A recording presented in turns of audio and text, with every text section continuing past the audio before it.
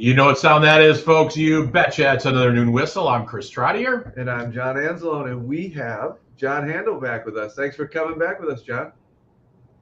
Always my pleasure. Do we have to get you a jacket now? Are you on? Yeah. Is this 6? Have you counted how many shows you guys have done? We're pushing 150. 150. 3 years. 150? Yeah. Yeah, I was going to say closer to 100. That's awesome. We're kind of like Jimmy Fallon. We count the number of times you're back, and you're leading right now. Yeah. And then do you get, and I'm sure you get feedback from the listeners, and what do they call those? What they do on TV? I don't know what they're called. Well, you used to get to watch the show, but they're ratings. But there was like, you could fill out a survey and be one of the raters. Oh, it is the top. There's like no the Nielsen ratings. It's a top. There's a name for the rankings. Like Nielsen ratings. Nielsen ratings. Yeah. Exactly. Yeah. We're at the top. You forget that. Well, everything we've seen, we're the #1 podcast in Walworth County. Yeah. And it doesn't matter that I do that every time I run. I'll just say, hey, I won my age division for the Elkhorn people, and I'm oftentimes the only runner. Yeah. So you asked a good question about like how many shows, and the reason you're on today is John and I have been trying to create themes and opportunities to really celebrate, and this was kind of the intent of the show, everything great about Elkhorn Area School District, our kids, our teachers, our staff, our community, our district, all of it. And one of the areas we really wanted to focus on, and I was appreciative of you and Dan Keel for being receptive, was to celebrate some of our co-curricular kids. Mm-hmm. So we're going to kind of talk a little bit. We've had you on, I usually have you on a couple times a year to talk about athletics, which obviously are, front and center in the Elkhorn Independent. Your specialty. Yeah, and they're a focus of every community. They tie the school district with everything else. So let's talk a little bit about, recently we've had some groups that have gone on to compete at state, and one's on a national level. You want to talk a little bit about that? Yeah, and these are the groups that you're primarily going to have your focus on here. And we have around 82% of our students participate in clubs, theater, music, sports. That's obviously a big investment that a school can make to promote achievement and attitudes and habits and things that lead to college aspirations or whatever your success story is. But we have, the focus, I think, initially would probably be some of the CTSOs. And Chris, you can talk a little bit to what that is. But DECA, which for people who don't know is business, marketing, and entrepreneurship, leadership stuff. HOSA, which is health, professional, future. FCCLA, which is family, career, and community leaders of America.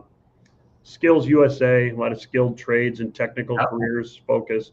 And then FFA, agricultural ed and leadership. And we have the best advisors in the state in all of those positions, like all of our leadership organizations and things that we have here. But those CTSOs, have a really special place and have had a lot of success at the state level. John, are the arts lumped into that? Like, I know there's a lot of kids that compete in solo and ensemble and things like that and move on different levels. Yep. It's not listed as a CTSO, but yeah, we obviously have tons of student clubs and organizations. You had mentioned drama club, and there's a pep band and all those things. And we have, you can look on our school's website to find all that stuff. And we've had a lot of new ones we add on to that list every single year. Like the broadcasting club was really brought about because of COVID. I just was on the phone this morning talking to somebody about potentially starting some equestrian club. We have trap shooting club. We have esports. We have auto club. Yeah, we have a lot. Skiing Woods club, welding club. Yeah, I definitely don't want to miss anybody. So that's good though, because if you're involved, you're moving forward, right? If you're involved, you're more likely for that to be a place you want to go and you want to be. Yeah, students are definitely more likely to engage in healthy behaviors and succeed academically when they feel connected to the school. That's the research. And they're much less likely to engage in higher risk behaviors if they're connected to the school. Better academics, better test scores, better attendance, better everything. So we've had reasons we do it. we've had numerous coaches, CTSO advisors become national advisors of the year. Do you know the last? This is a trivia question for you, John. Who's the last National Skills USA Coach of the Year? Fred Ganter the seventh. Yes. Fred Ganter the seventh. Very good. Besides, we've had Jenny Waitmeyer from FCCLA, Dave Cruz, countless others. Let's kind of chunk these a little bit. So so everybody understands. Number one, John, you brought up, well, both of you did, talking about how kids perform. The national research, I don't know if it's still active, but it was true, was that students who are engaged in a co-curricular, athletics, whatever, have a 1.0 GPA higher than their peers who do not. Mm-hmm. We tested that. We tested that, and it's true. It was true. Yeah. And well, it's one thing, Chris. Go ahead. It's one thing to have all the opportunities, but having kids engaged in all the opportunities that they're participating, right? You can offer a lot, but if you go, well, we offer 20 clubs, but only 10 run a year. I mean, all these clubs are well attended. They have huge membership. And they don't drop off from year to year a whole lot. Yeah, very rarely. And I'm just trying to think, should have prepped more for the show. No, you're good. Bass fishing is one. I think that's come up in the last year. Like I said before, I've been in contact, so is John, with somebody who's interested in starting equestrian. I know that trap shooting is relatively new here. If you are, as a kid, want to do it, we had a cheese club a couple of years ago where kids like tasted different cheeses. Cheese so is good. If you can get some kids who want to do it and you can get an advisor to help you with it, we'll do it. So yeah, and I think that's kind of cool, and I think it's all good for kids to be able to see what's out there. We do also have, some leadership organizations within our school, like Link Crew, which is a freshman mentoring and leadership program, National Honor Society, that is, primarily academics and community service based, and then Student Council. And Student Council has been, once again, wonderful advisors of all those things, and tons of kids and tons of interest in those. Hope Squad, keep going. Yeah. I think connecting kids with mentors and key adults, and then working collaboratively towards a common goal or working with purpose is really healthy. Let's kind of chunk these a little bit because I think it's really important. You mentioned CTSOs, which stands for Career Technical Student Organizations. Those came from the Carl Perkins Act, which is federal funding flows to the states that supports career technical education. So that would be ag, welding, trades, family consumer science, business, computer science, a lot of those groups. And those are organizations that are supported through federal legislation, and they're identified. You then have, like you said, some of your student leadership groups. And then I think the other side is really kind of those groups where the community or the culture or the school just wants to really kind of invest more time into it. So it's like that flexible option. We have a couple that are going to be coming on the noon whistle in the future that compete at a state and national level. So like our DECA is in where? Orlando right now, I think. Mm-hmm. They're competing at a national level. HOSA has competed. A lot of the CTSOs have regional, state, and national competitions. Yeah. And we send people all the time. So what is your role in how do you invest your time in supporting these, John? I just get out of their way. Yeah. You're a support system for them, though, right? I'm a support system. It's part of the title as far as what, it would be for us, like working on trying to figure out ways to facilitate whatever they need. It's like any other leadership position. Yeah. A lot of their main issue is still figuring out ways to spread the wealth, so to speak, and make sure kids can be out and involved in multiple things. So I know there's a lot of communication on the backside of when are we meeting, what are we meeting about, so we don't hit up the same kids for all these things. But if a kid wants to do multiple things, they still can. So I think that's one of the coolest things. We talk about 82%, and we'd obviously like it to be 100%, but we have we have kids across multiple different organizations as well. So it's more of a support thing for me. Those teachers who are running these things are experts, and in any leadership position, you just want to let those people just run with it and go. And they know the mission and vision of our school and how we run and how we try to get kids involved. So I think they're great ambassadors for all that. Well, I think a credit to our teachers that those that lead these organizations are passionate. They're passionate. They're all in. There's teachers that I know we have teachers that have started clubs because they were passionate about biking. Yep. And some kids were like, let's start a bike club and things like that. That's a credit to our staff too, that outside of that school day, they're like, yeah, I'll be an advisor. I'll get that started. Yep. And we'll have mountain biking here in the fall. Nice. And before you jump to the next topic, and I know where you're going. Nancy. No, it's not Nancy. You're good. I just think one of the things I think what's great about your leadership in that, John, is you're mindful of their needs and supports and how to continue to emphasize. You talked about the district's vision and the community's vision of making sure every kid has opportunity and access, keeping those things consistent, and really investing in those adults, their funding, their time. I mean, that is half the battle, besides getting really good people, which we have, in leadership positions to manage those. So yeah, for sure. And I think overtaxing some of our resources is always something that we talk about.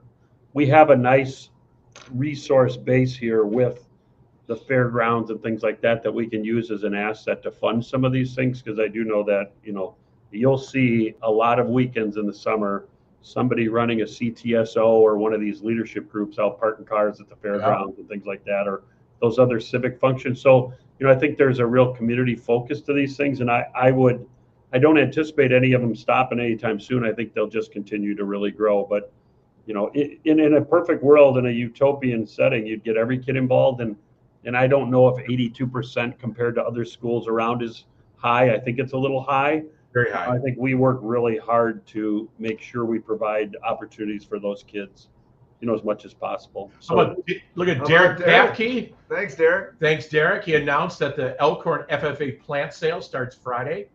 Derek's an alum, isn't he? Oh yeah. Did you teach Derek, John? Absolutely. Outstanding economics student, as was his brother. Okay. Played a lot of softball against his dad and his uncle. I think John did too. Oh yeah. And maybe some of the more underrated softball players ever in Elkhorn history, I'd say the Papke brothers. That's nice. Yeah, pretty good. My teacher not long ago. Do you remember that? Oh yeah.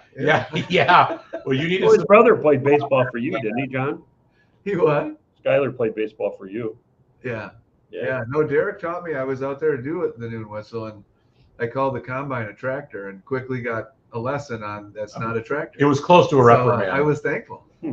So just so everybody knows, the plant sale goes on. Stop at the greenhouse, which is on the north side between the fairgrounds and the high school building. You'll find it right there. So swing on by. All the proceeds go to a good cause. And the kids work hard, and it's a great setup. Shout out to the instructors there.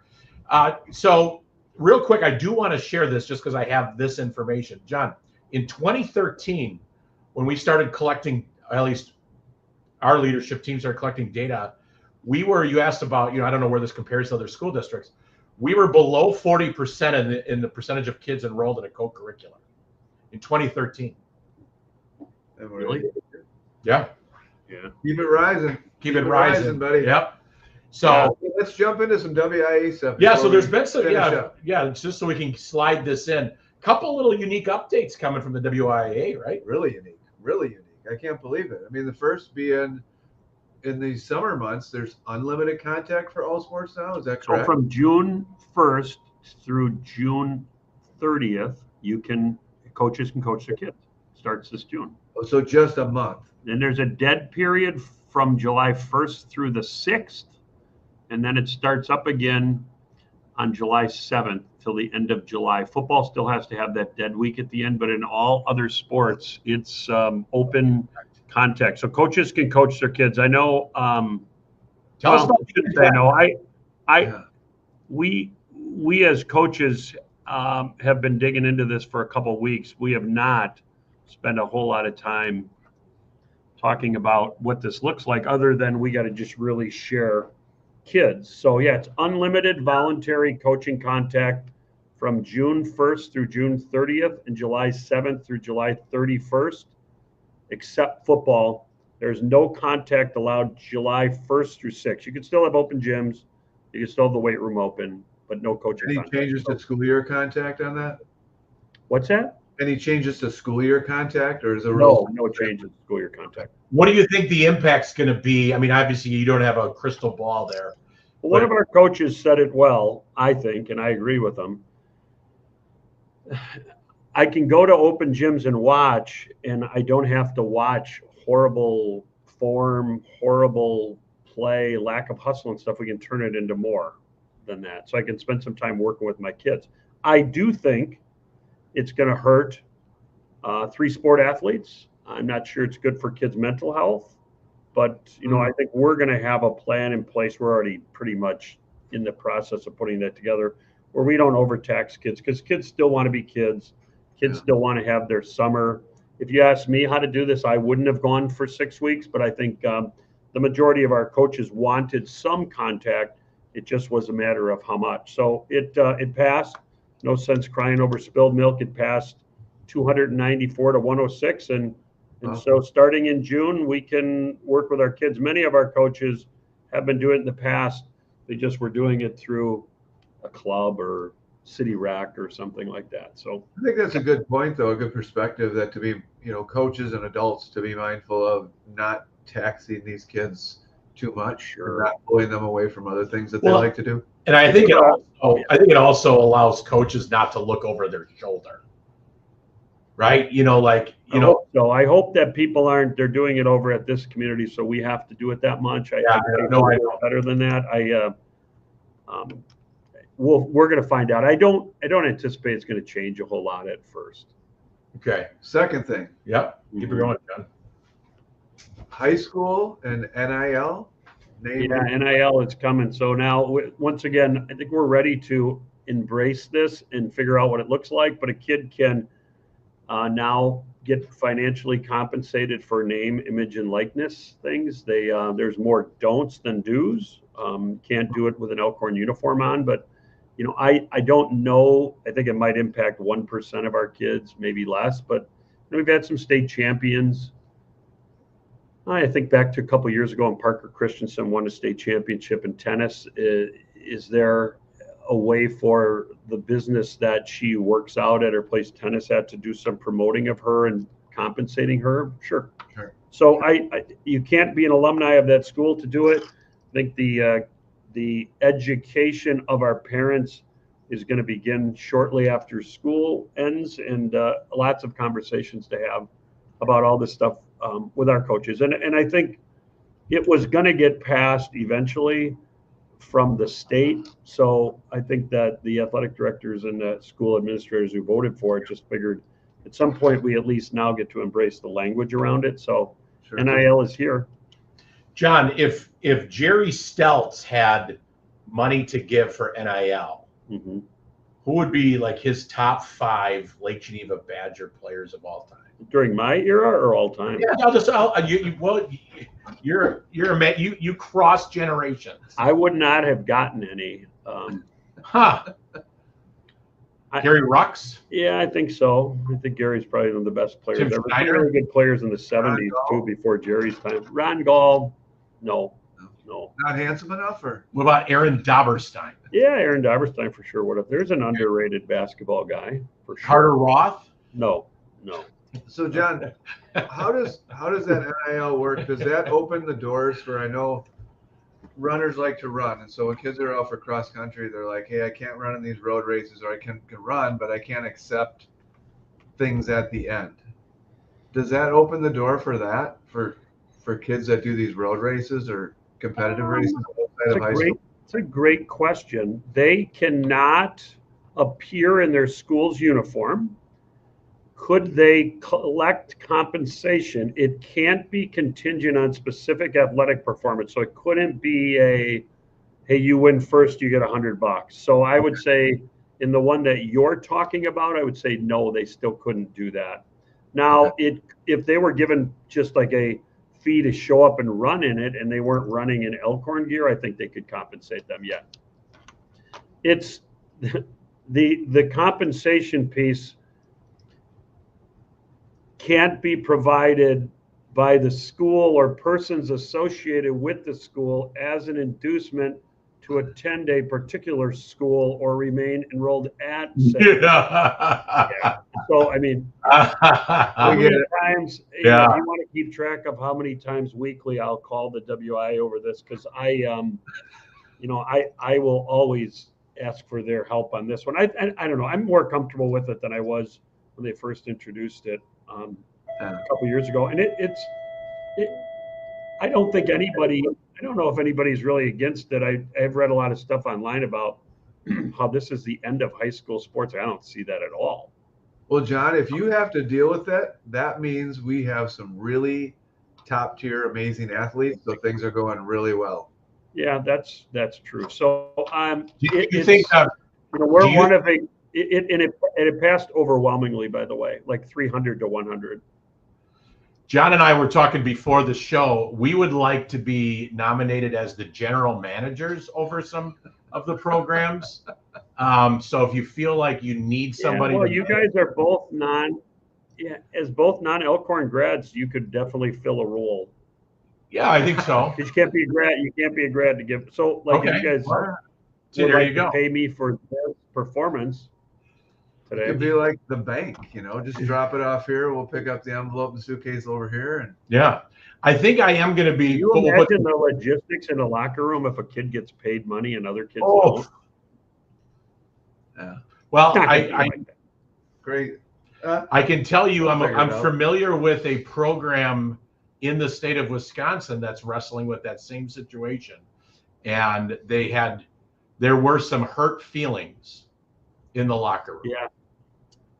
Yep. Well, yeah. I could see it happening more in high school with, like you said, tennis, individual sport, track, wrestling, where someone is a shining star and there's area facilities that are like, hey, we want them to be our guy or our girl.